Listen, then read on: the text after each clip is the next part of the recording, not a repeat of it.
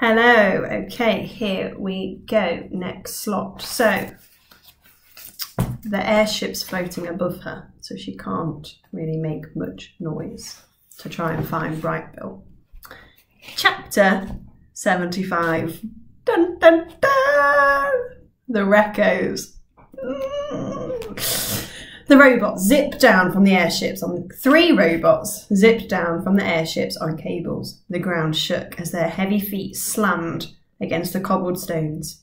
Then they stood side by side, forming a wall, with their eyes locked on Roz. They were Reco 4, Reco 5, and Reco 6. Because remember, Reco 1, 2, and 3 have already been done. She got away with them in the first one.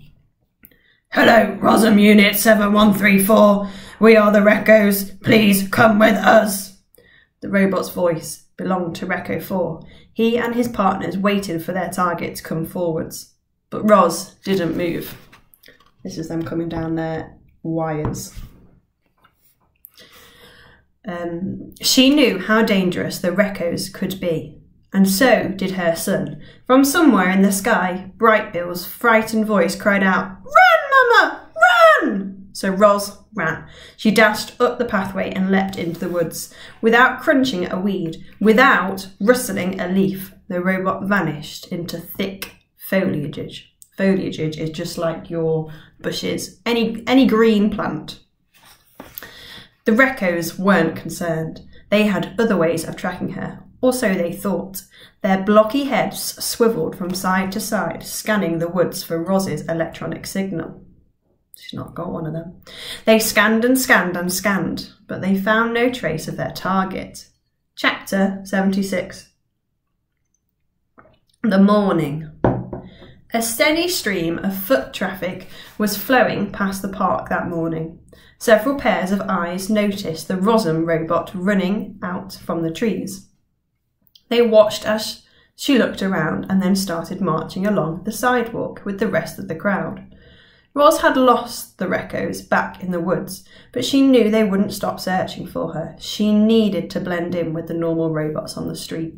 So when she came upon a work crew marching towards the construction site, she tried to join the end of the line, but the crew immediately halted and turned to face her. Our robot stepped backwards, away from the crew, and bumped into a young woman. "I am sorry," said Roz, gently grasping the woman's shoulder. "Get your hands off me! Who's this robot? What? There's something wrong with it!" Everyone stopped and stared. Humans pointed. Automobiles slowed. There were whispers about a defective robot on the loose, and then the white triangular airship appeared.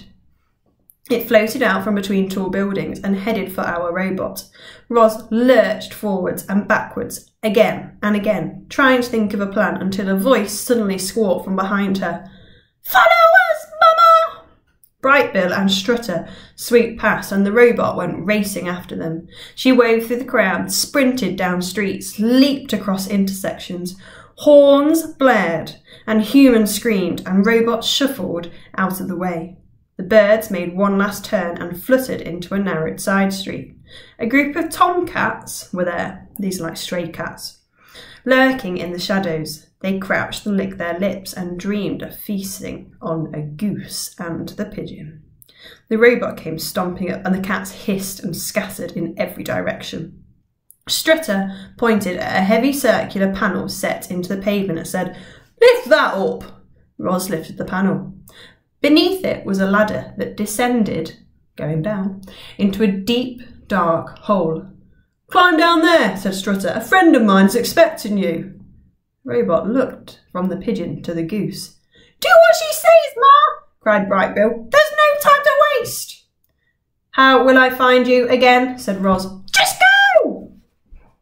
There's the tunnel. So one of those that you see in the pavement, but with the lid off and the ladder going down.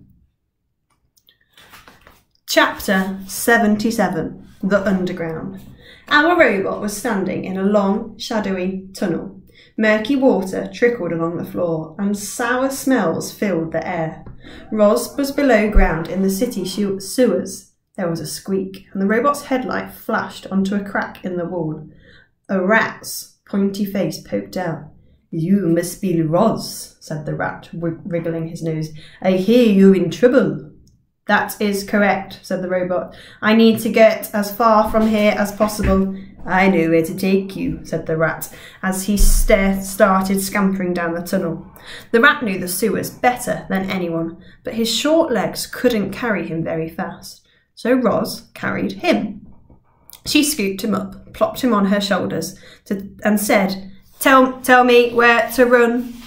With the rat squeaking directions in her ear, Roz stomped deeper into the underground. She splashed down side tunnels, crawled through narrow passageways, carefully crossed subway tracks. Occasionally they came upon cavernous chambers. Most of the chambers were empty, but some contained jumbles of pipes. The rat would scurry across the damp, dirty floor while the robot climbed the pipes as if they were trees. Mechanical sounds echoed out from some of the tunnels. Robot crews were hard at work. They spent their lives labouring below the city. Many would never even see the light of day.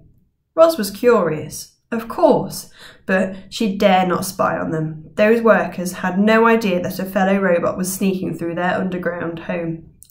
After travelling through miles of tunnel, the rat and robot came to a dead end.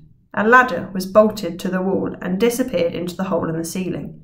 "I don't know what you'll find up there," squeaked the rat, "but good luck." It cannot be any worse than where I was," said Roz, placing him on the ground. "Thank you for your help." The robot gave the rat a quick scratch behind his ears, and then she climbed up to the street. We're going to leave it there, but the next chapter is called The Chase. So I have to come back next time to find out what happens.